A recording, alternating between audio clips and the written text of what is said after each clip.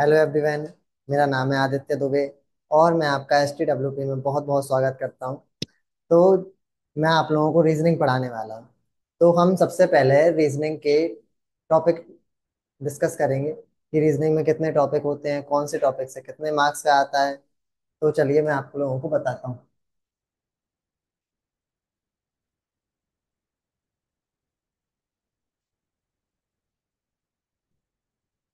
ठीक है, तो हम लोग अपना पहला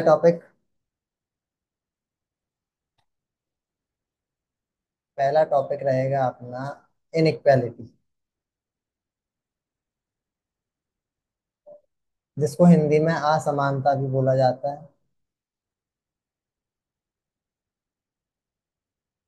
ठीक है। सेकंड टॉपिक रहेगा अपना blood relation.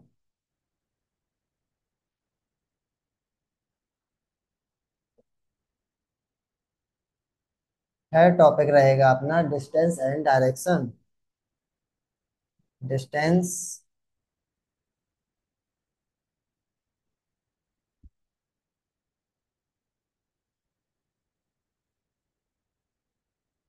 Distance and direction.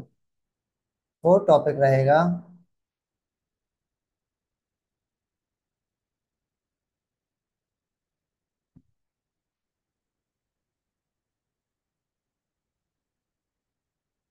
Coding decoding.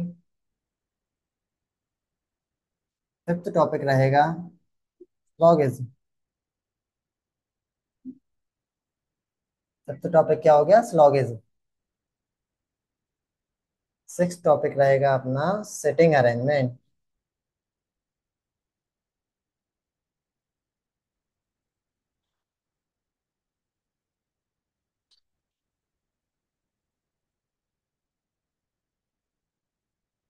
Seven topic रहेगा पजल।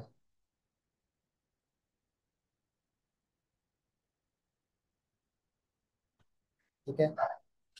ये जो अपने टॉपिक हैं, inequality, blood relation, distance and direction, ठीक है, coding decoding, syllogism, sitting arrangement, puzzle, फिर अपना आगे आता है अपना एट्थ टॉपिक हो जाएगा alphabetical series.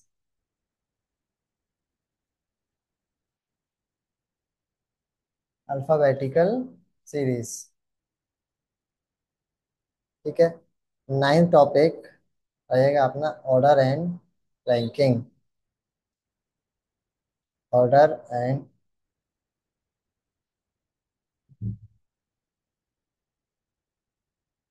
Order and ranking.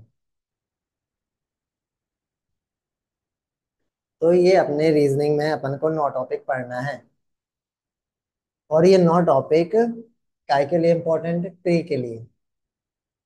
ठीक है। जैसा कि आप लोगों को मालूम है कि बैंक में पहले प्री होता है, उसके बाद में मेंस होता है। मैं इस प्री प्री मेंस अपना पूरा सिलेबस, कौन कौन से एग्जाम होते हैं, कौन सा बैंक कौन सा एग्जाम कंडक्ट करवाता है, IBPS या कंडक्ट करवाता है, इन सब के लिए एक अलग डेडिकेटेड वीडियो बना दूंगा। लेकिन अभी आप लोगों को समझाने के लिए इस तरीके से बताता हूँ कि हाँ, प्री में ये अपने नौ टॉपिक होते हैं। और यदि अपन इसी में मेंस इंक्लूड कर लें, मेंस का इंक्लूड कर लें, तो मेंस में अपना आ जाता है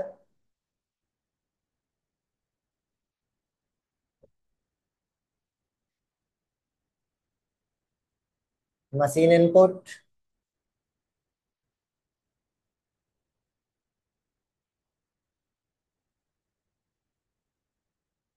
लॉजिकल रीजनिंग। लॉजिकल रीजनिंग जिसको क्रिटिकल रीजनिंग भी बोलते हैं, क्रिटिकल रीजनिंग।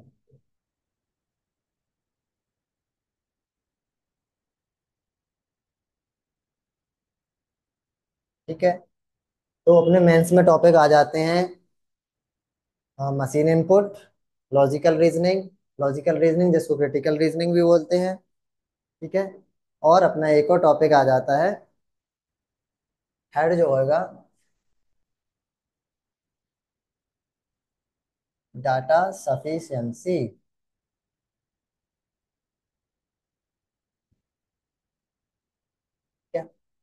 तो ये अपने टोटल प्री में हो गए 9 टॉपिक।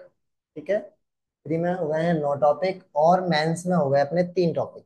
तो अपने रीजनिंग में टोटल टॉपिक हो गए 12। तो 12 टॉपिक हैं, जिसमें से 9 टॉपिक अपने प्री के हैं, और 3 टॉपिक, मतलब प्री में यही 9 टॉपिक आपको पढ़ना है। यदि 9 टॉपिक बहुत अच्छे से पढ़ लेते हैं तो आपका प्री एग्जाम आराम से क्लियर हो जाएगा। ठीक है। लेकिन यदि आप सोचें कि नहीं भाई, हमने तो प्री में अपने 9 टॉपिक तैयार कर लिए हैं, बाकी हम हमारे बाकी के टॉपिक हम जब हमारा प्री क्वालिफाई हो जाएगा उसके बाद हम क्लियर करेंगे, तो नहीं। क्योंकि प्री और मेंस का जो समय है, एग्जाम के जो समय है, उसमें आप लोगों को मुश्किल से कितना दिन का समय मिलेगा? 20 दिन के। मान लीजिए आपका प्री का रिजल्ट आया, उसके बाद में आपको 20 दिन का समय मिलेगा और आपको मेंस का एग्जाम देना होगा।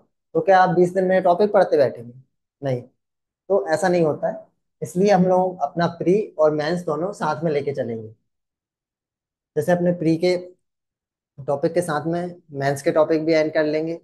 मैं आप लोगों को जैसे बताता हूँ, प्री में ये जो दो टॉपिक हैं,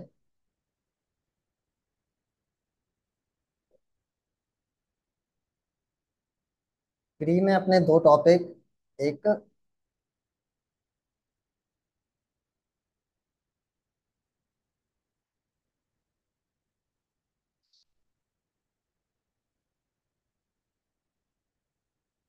सिटिंग अरेंजमेंट और सेकंड पजल, इनका सबसे ज्यादा वेटेज है। ठीक है। जैसे कि जो अपना एसबीआई है या आईबीपीएस है, आरबीआई है, इनमें अपना रीजनिंग कितने मार्क्स का आता है? इनमें रीजनिंग आता है 35 मार्क्स का। तो जो अपना रीजनिंग आया 35 मार्क्स का, अपना आरआरबी है, आरआरबी जो ग्रामीण बैंक होता है, उसमें रीजनिंग आता है 40 मार्क्स का।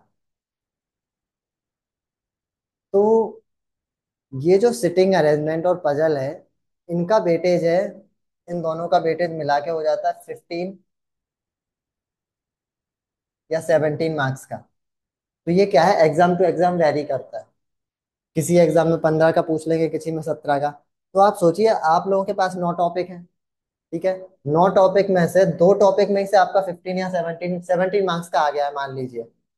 तो आप लोगों के बाकी 7, और जो बाकी जो 7 टॉपिक बचे हैं, उनमें से बाकी मार्क्स का आता है। जो 7 टॉपिक रिमेनिंग है, बाकी एग्जामिनर उनमें से पूछता है। तो आप खुद सोचिए कि यदि आप लोगों के 2 टॉपिक सिटिंग अरेंजमेंट और पजल अच्छे हैं, तो आप लोगों के आधे मार्क्स वैसे ही आ गए। तो यदि, इसलिए मैं बोल रहा हूँ कि ये 2 टॉपिक हैं, इनको अपन टॉपिक को अच्छे से पढ़ना है। हाँ, थोड़े से टफ भी होते हैं ये, बाकी टॉपिक की अपेक्षा ये थोड़े से टफ होते हैं, थोड़े से कठिन होते हैं। तो हम लोगों को सिटिंग अरेंजमेंट, पजल, इन पर थोड़ा सा ज्यादा ध्यान देना है। बाकी जो अपने 7 टॉपिक है, बाकी जो अपने 7 टॉपिक हैं, उनमें से भी 15-17 मार्क्स का आता है। वो भी एग्जाम के हिसाब से वेरी करता है, और बाकी इन 2 टॉपिक्स में से आ जाता है। ठीक है। तो टॉपिक क्लियर हुए आपको? इनइक्वालिटी हो गया है, ब्लड रिलेशन हो गया है, डिस्टेंस एंड डायरेक्शन हो गया है। ठीक है। कोडिंग डिकोडिंग हो गया है, स्लॉग हो गया है, setting arrangement, puzzle, alphabetical series, order and ranking, ये अपना प्री में हो जाएगा। और मेंस का अपना मशीन इनपुट, लॉजिकल रीजनिंग, जिसको क्रिटिकल रीजनिंग बोलते हैं, डाटा सफिशिएंसी। यदि ये टॉपिक आप अच्छे से कर लेते हैं, तो रीजनिंग में आप लोगों को कोई प्रॉब्लम नहीं होगी, कोई मुश्किल नहीं होगी, आप लोगों का आराम से एग्जाम निकल जाएगा। तो यही वो टॉपिक्स हैं। और मैं इसमें से आप लोगों को सबसे पहले पढ़ाऊंगा डिस्टेंस एंड डायरेक्शन। हम लोग इसी से स्टार्ट करेंगे, डिस्टेंस एंड डायरेक्शन से। ठीक है। आप लोगों को थोड़ा सा और बता देता हूँ कि, चलिए, ये तो अपन लोगों ने प्री की बात की कि मेंस में किस तरीके से है, मेंस में क्या आता है, मेंस में किस तरीके से आता है।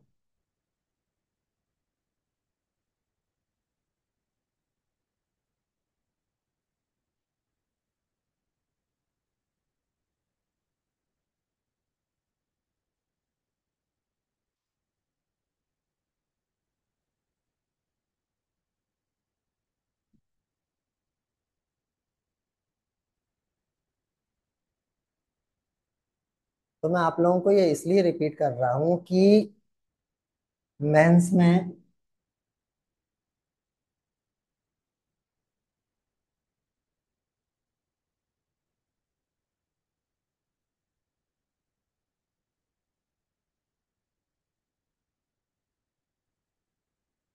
मेंस में क्या होता है कि आप लोगों को पहले पढ़ना है मेंस में कुछ अपने टॉपिक ऐड्स हो जाते पहले। पहले एक मिनट आपको प्री का बता देता हूँ कि क्योंकि प्री काफी सिंपल है। तो प्री में आपको क्या करना होता है। प्री में कुछ नहीं। प्री में आपका क्या रहेगा, मैथ होता है। ठीक है। यहाँ पे SBI, IBPS, RBI। प्री में आपका मैथ्स होता है, आपका रीजनिंग आ जाता है, और क्या होता है, इंग्लिश होता है। ठीक है। ये आपके तीन सब्जेक्ट प्री में होते हैं, जिसमें आपका मैथ्स और रीजनिंग 35 मार्क्स का हो जाता है, और इंग्लिश आपका 30 मार्क्स का होता है। ठीक है। तो ये आपका प्री में हो जाता है ऐसे। 35, 35, 70 और 30, 100। ये 100 मार्क्स के आपके टोटल हो जाते हैं। और मेंस में क्या होता है, मेंस में कुछ सब्जेक्ट ऐड हो जाते हैं। आपका मैथ रीजनिंग इंग्लिश तो रहेगा ही। ठीक है। उसके बाद में आपका GA ऐड हो जाता है, general awareness. General awareness, financial awareness. General awareness कुछ नहीं, जो अपने करंट अफेयर्स, अपने देश दुनिया में क्या चल रहा है इस समय, 6 महीने में क्या हुआ, या साल भर में, ज्यादातर 6 महीने का पूछता है। तो 6 महीने में क्या हुआ, वो जनरल अवेयरनेस में आ जाता है। उसके बाद इसी में होता है फाइनेंशियल अवेयरनेस। फाइनेंशियल अवेयरनेस में क्या है कि मान लीजिए SBI कब बना, ना बाकी के जो प्राइवेट बैंक हैं, कितने प्राइवेट बैंक हैं, कितने स्मॉल फाइनेंस बैंक हैं, इन सब का क्या होता है, फाइनेंशियल अवेयरनेस में पूछ लेता है। ठीक है। और इसमें अपना ऐड हो जाता है कंप्यूटर। तो क्या हुआ है,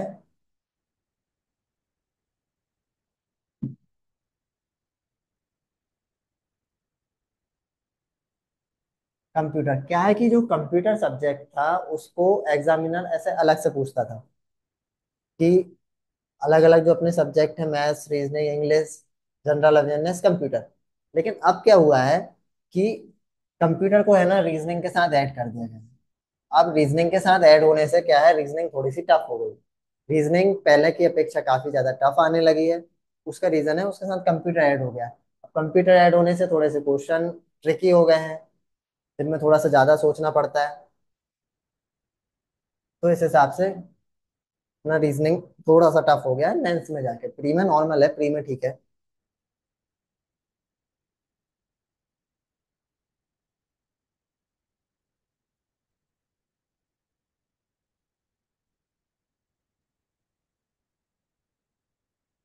ठीक है ना। तो आप लोगों को ये समझ में आया कि ये अपने टॉपिक्स हैं जिनको अपन को पढ़ना है। जो अपने टोटल 9 टॉपिक है प्री के, उसमें से मैं आपको पहला टॉपिक अभी स्टार्ट कराने जा रहा हूँ। जो अपना पहला टॉपिक क्या रहेगा, पहला टॉपिक रहेगा distance and direction.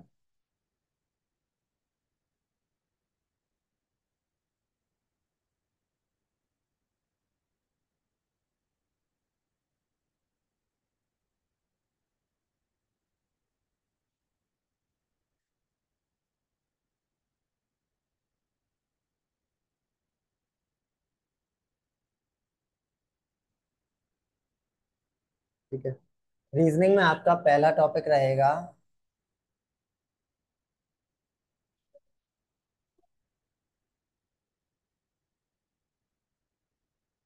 Distance and direction.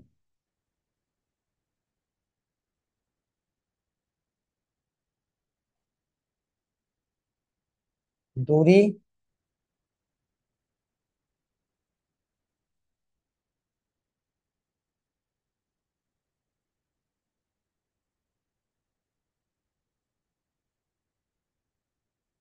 दूरी एवं दिशा। ठीक है। तो ये अपना पहला टॉपिक है, डिस्टेंस एंड डायरेक्शन, दूरी एवं दिशा। देखिए रीजनिंग में आपको पढ़ने के लिए क्या, रीजनिंग यदि आपको अच्छे से पढ़ना है तो आप में सबसे पहले क्या होना चाहिए, है ना, आपके मेंटल एबिलिटी, आपके दिमाग की सोचने की क्षमता, मेंटल एबिलिटी। ठीक है। आपके दिमाग की सोचने की क्षमता अच्छी होना चाहिए। अब सोचने की क्षमता कैसे, जैसे मान लीजिए आपको फीवर आ गया, आपको बुखार आ गया। अब आप जहाँ पे भी रह रहे हो, आपके होम टाउन में, आपके यहाँ पे 4 डॉक्टर हैं आपके पास। 4 ऑप्शन है आपके पास कि हाँ हाँ भाई हम इस डॉक्टर के पास जा सकते हैं। तो आप ऑब्वियसली सिंपल सी बात है कि जो सबसे बढ़िया इलाज करता होगा आप उस डॉक्टर के पास जाएंगे। ठीक है। आप उस डॉक्टर के पास गए, तो इससे क्या हुआ, आपकी तबीयत जल्दी ठीक हो गई। तो इसमें सिंपल है कि आप यदि चार में आपके पास 4 तरीके हैं सॉल्व करने के, लेकिन आपको सिलेक्ट करना है कि नहीं भाई मेरे को इस तरीके से सॉल्व करना है, तो आप उस तरीके से सॉल्व करेंगे तो क्या होगा, आपका क्वेश्चन जल्दी बन जाएगा, आपका स्पीड बढ़ेगी, आपका टाइम बचेगा। तो सिंपल है। इसलिए बोलते हैं कि आपकी मेंटल एबिलिटी अच्छी होनी चाहिए, आपकी सोचने की क्षमता अच्छी होनी चाहिए कि हमको हाँ इस वाले ट्रिक से, इस वाले तरीके से क्वेश्चन सॉल्व करना है। आपका डिसीजन मेकिंग अच्छा होना चाहिए, निर्णय लेने की क्षमता।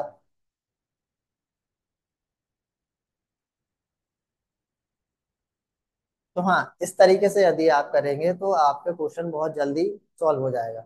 आपकी डिसीजन मेकिंग अच्छी होनी चाहिए, आपकी मेंटल, आपकी सोचने की क्षमता अच्छी होना चाहिए। वो कैसे होगा, ऑब्वियसली प्रैक्टिस से होगा। प्रैक्टिस। आप जितने ज्यादा क्वेश्चन लगाएंगे, आप जितने ज्यादा क्वेश्चन सॉल्व करेंगे, उतने जल्दी आपको सही आंसर आएगा, आपका टाइम अच्छा, आपकी स्पीड बढ़ेगी, आप कम से कम समय में क्वेश्चन कर सकेंगे। ठीक है। क्योंकि आप लोगों को मालूम है कि 60 मिनट में 100 क्वेश्चन करने होते हैं। मैं इसके लिए एक डेडिकेटेड वीडियो लेके आऊंगा कि हाँ कितने ड्यूरेशन में कितना क्वेश्चन करना पड़ते हैं, कौन सा बैंक है या फिर कौन सी संस्था कौन कौन से एग्जाम कंडक्ट कराती है। तो इसके लिए मैं एक डेडिकेटेड वीडियो लेके आऊंगा, आप लोगों को उसमें सब समझ में आ जाएगा कि हाँ हमको किस तरीके से पढ़ना है, कौन से बैंक के लिए कैसे तैयारी करनी है। हाँ, तो अभी अपन लोग कहाँ पे थे, डिस्टेंस एंड डायरेक्शन। ठीक है। तो जैसा कि आप लोगों को समझ में आ रहा है, नाम से ही समझ में आ रहा होगा भाई, दूरी और दिशा। ठीक है। तो आप लोगों को मालूम है दिशा कितने प्रकार की है?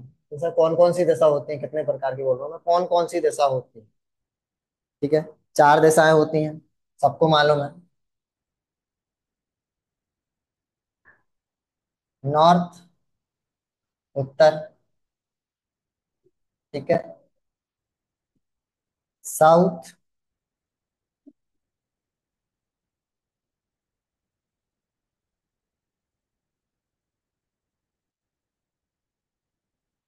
नॉर्थ हो गई अपनी, अपने साउथ, साउथ पूरा रहेंगे एस लिखते हैं, ठीक है, साउथ, उत्तर, दक्षिण,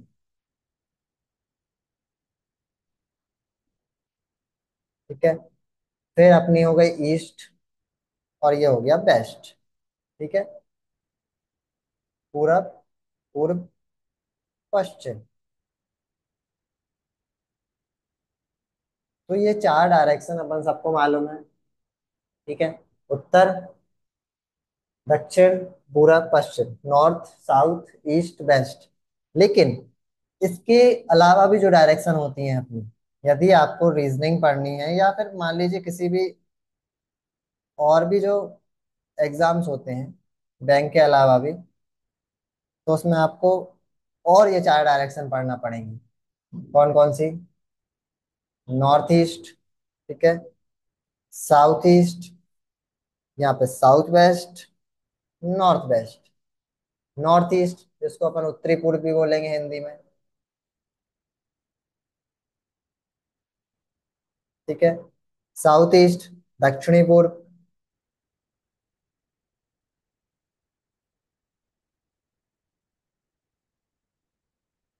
साउथ वेस्ट, दक्षिण पश्चिम, और ऐसा ही हो जाएगा अपना उत्तर, उत्तरी पश्चिम।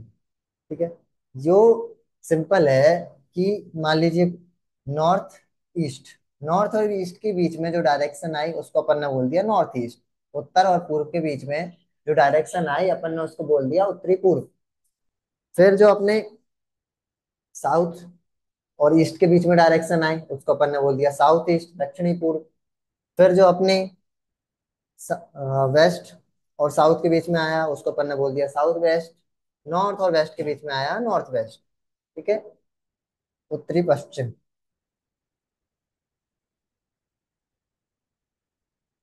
तो ये अपनी आर्ट डायरेक्शन है। ठीक है। एक सेकंड।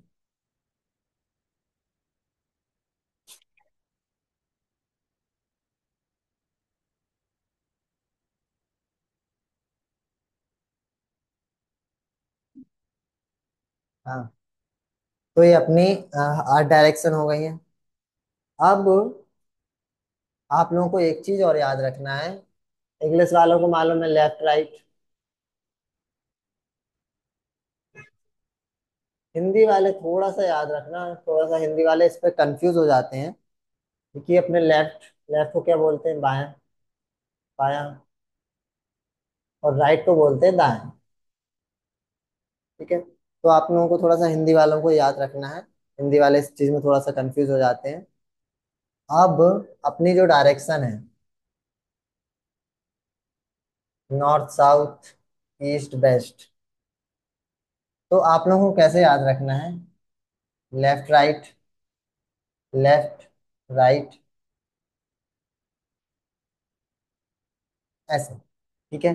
मान लीजिए अपन नॉर्थ में खड़े हैं, तो यदि वही अपन जहाँ पे नॉर्थ में खड़े थे, यदि वही अपन साउथ में होंगे, तो जो अपना नॉर्थ में लेफ्ट था, वो साउथ में लेफ्ट इस साइड हो जाएगा। यहाँ पे जो राइट था, वो राइट इस साइड हो जाएगा। मतलब अपोजिट डायरेक्शन हो जाती है। आप लोगों को ये चीज याद रखना है। आप लोग ऐसे क्लॉकवाइज चलेंगे, तो आप लोगों को याद रखना है कि यहाँ पे लेफ्ट है, फिर राइट है, फिर लेफ्ट है, राइट है, लेफ्ट राइट। तो इस तरीके से याद रखना है आपको। देखो, मैं इसको एक छोटे से एग्जाम्पल से बता देता हूँ आपको।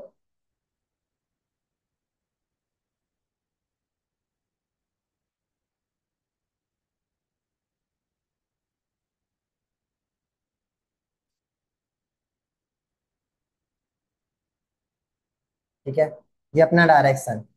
अब मान लीजिए ये ए पॉइंट है। यहाँ ए पॉइंट पे एक मोहन नाम का लड़का खड़ा है। ठीक है।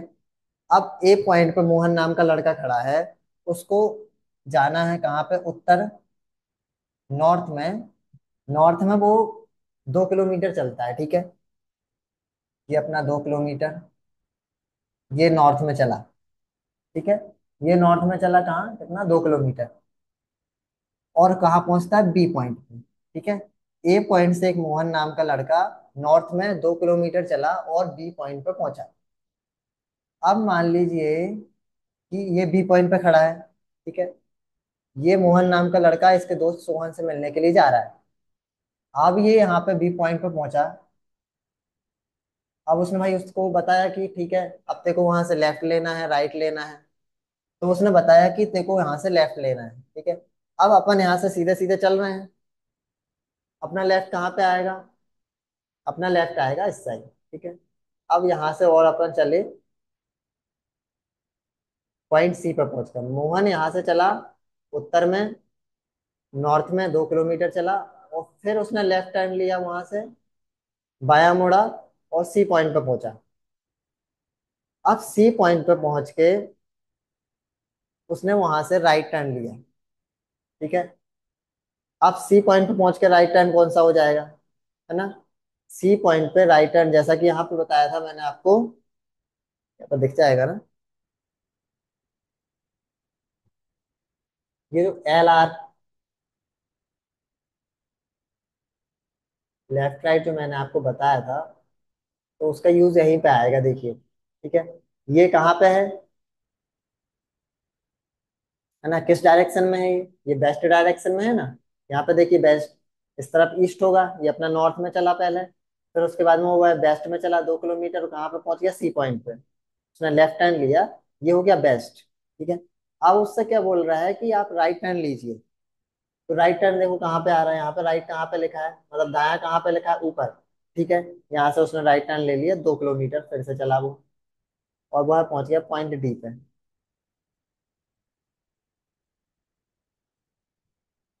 ये पॉइंट डी पे पहुंच गया।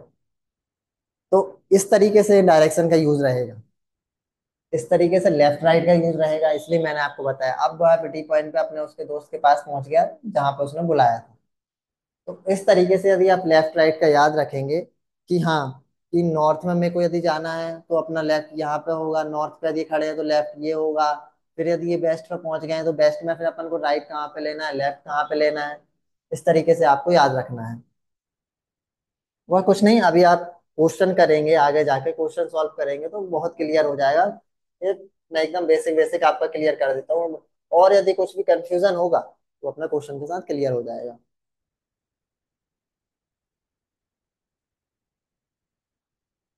अब इसमें अपन को और पॉइंट का ध्यान रखना होता है डिस्टेंस एंड डायरेक्शन में। यहाँ पे लिख देता हूँ मैं लेफ्ट राइट आपको। इस तरीके से रहता है। अब यदि अपन को और पॉइंट का याद ध्यान रखना होता है, चलिए मैंने आपको डायरेक्शन बता दी। ये अपनी चार डायरेक्शन है, और ये चार ऐड कर लीजिए, नॉर्थ ईस्ट, उत्तरी पूर्व, दक्षिणी पूर्व। तो अपनी कितनी डायरेक्शन हो गई, 8 डायरेक्शन हो गई। नहीं, 8 डायरेक्शन हो गई हैं। ये अपनी डायरेक्शन पूरा क्लियर हो गया। उसमें लेफ्ट राइट का जो था मैंने वो भी आपको बता दिया, लेफ्ट राइट का कॉन्सेप्ट बता दिया। अब मैं बताऊंगा आपको डिस्टेंस। मतलब डिस्टेंस में कुछ नहीं है, डिस्टेंस आप लोगों को मालूम है। डिस्टेंस अपनी कैसे दी रही होती है, एग्जामिनर आपसे किस चीज चीज में पूछ सकता है। वह आपसे किलोमीटर में पूछ सकता है। ठीक है। आपसे मीटर में बोल देगा कि मीटर में इतना डिस्टेंस है। आपसे फुट में पूछ लेगा। आपसे माइल में पूछ लेगा, मील बोलते हैं ना। तो इस तरीके से एग्जामिनर आपसे पूछ सकता है डिस्टेंस।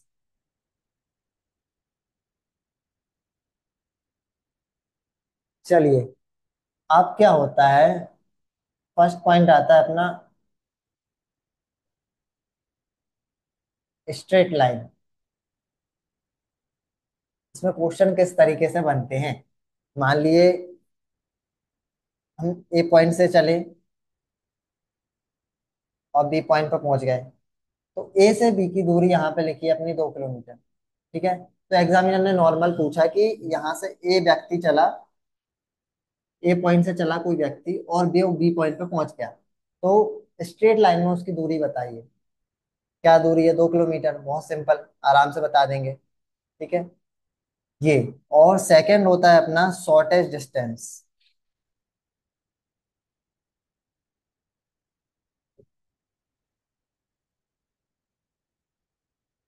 यही है शॉर्टेज डिस्टेंस की, वह है किसी दो पॉइंट की कम से कम दूरी।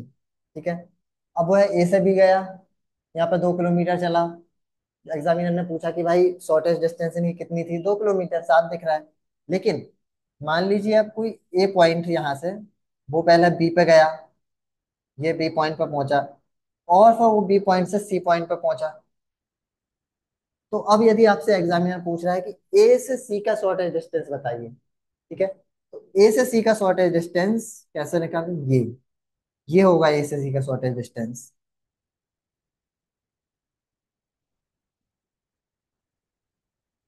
तो ये जो डिस्टेंस होगा, अब मान लीजिए वो यहाँ से 2 किलोमीटर चला है या 5 किलोमीटर चला और पॉइंट सी पर पहुंच गया।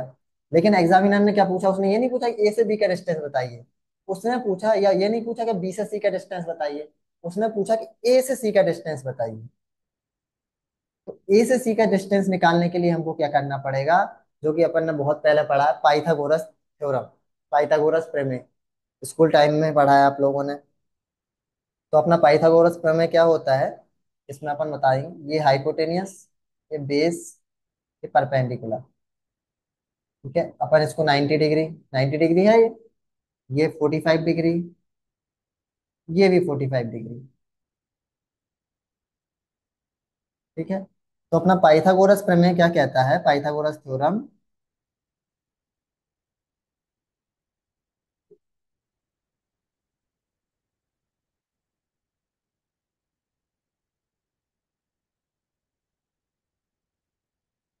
पाइथागोरस थ्योरम, पाइथागोरस थ्योरम क्या था अपना, हाइपोटेनियस का स्क्वायर, बेस का स्क्वायर प्लस परपेंडिकुलर का स्क्वायर। ठीक है। तो सिंपल, यदि आपको दो पॉइंट की शॉर्टेज डिस्टेंस निकालनी है तो अपन को पाइथागोरस थ्योरम का यूज करना है। दो पॉइंट की, किसी भी दो पॉइंट की शॉर्टेज डिस्टेंस निकालने के लिए हाइपोटेनियस का स्क्वायर, बेस का स्क्वायर प्लस परपेंडिकुलर का स्क्वायर। ठीक है।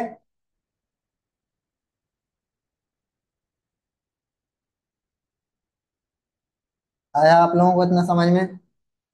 ये एकदम बेसिक है।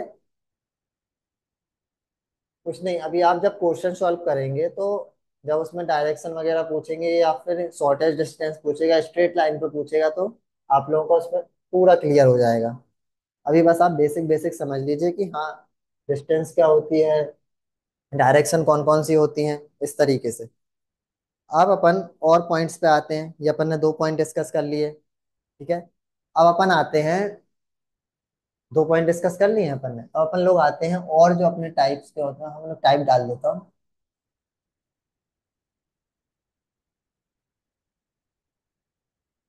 पहला, स्टार्ट एंड। ठीक है, कोई व्यक्ति यहाँ से स्टार्ट, शुरू से चला, एंड पर पहुंच गया। कई बार क्या होगा कि दो व्यक्ति चलेंगे, एक ए व्यक्ति है, बी है, दो पॉइंट, और वो जाके कहाँ पे, एक यहाँ पे एंड पॉइंट पे जाके एंड हो जाएगा। इस तरीके से अपन को निकालना होगी। कई बार क्या होगा कि यहाँ एक ही पॉइंट से चलेंगे, लेकिन यहाँ पे दो पॉइंट पे अलग अलग हो जाएंगे। ठीक है, उनकी डिस्टेंस चेंज हो जाएगी, उनकी डायरेक्शन चेंज हो जाएगी। यहाँ पे जाके ए या बी पॉइंट पे जाके हो जाएगा। ठीक है, और इसमें एक और क्या रहेगा कि अपना एंगल, एंगल का काफी इंपॉर्टेंट रोल है। एंगल अपने 45 डिग्री, 90 डिग्री, 125 डिग्री, 225। तो एंगल का इसमें काफी इंपॉर्टेंट रोल रहेगा कि किस एंगल पे कई बार ऐसा बोल देते हैं कि इतने एंगल पे मुड़ा। तो इस तरीके से एंगल का काफी इंपॉर्टेंट रोल हो जाएगा। एंगल बोलेंगे, डिग्री, डिग्री बोल देते हैं। डिग्री का काफी, इतनी 90 डिग्री पे मुड़ा, 125 डिग्री पे मुड़ा, इस तरीके से। ठीक है, तो आप लोगों को क्लियर हुआ? इसके बाद में हम लोग क्वेश्चन सॉल्व करेंगे ना, तो और काफी ज्यादा क्लियर हो जाएगा। अपन लोग नेक्स्ट लेक्चर में क्वेश्चन करेंगे। तो मैंने आपको इसमें क्या बताया कि अपने रीजनिंग में टॉपिक कौन कौन से होते हैं। ठीक है, टॉपिक कौन कौन से होते हैं, उसके बाद में कौन से टॉपिक में कितना वेटेज है, इस तरीके से मैंने आपको बताया। उसके बाद में अपन लोगों ने चालू किया अपना डिस्टेंस एंड डायरेक्शन, जिसमें मैंने आप लोगों को बताया कि डायरेक्शन कितने प्रकार की होती है, कितनी डायरेक्शन होती है। फिर मैंने बताया कि डिस्टेंस क्या होता है, या फिर वो जो डायरेक्शन है, डायरेक्शन में लेफ्ट राइट का किस तरीके से यूज करना है। तो ये बहुत बेसिक था। आज की क्लास में आपको सिर्फ इतना ही मैंने आप लोगों को बेसिक बेसिक क्लियर कर दिया है। बाकी आप लोग क्वेश्चन सॉल्व करेंगे, प्रैक्टिस करेंगे, मैं आप लोगों को क्वेश्चन कराऊंगा, तो आप लोगों को कोई भी प्रॉब्लम नहीं होगी। आगे जाके सब कुछ क्लियर हो जाएगा। आज के लिए इतना ही।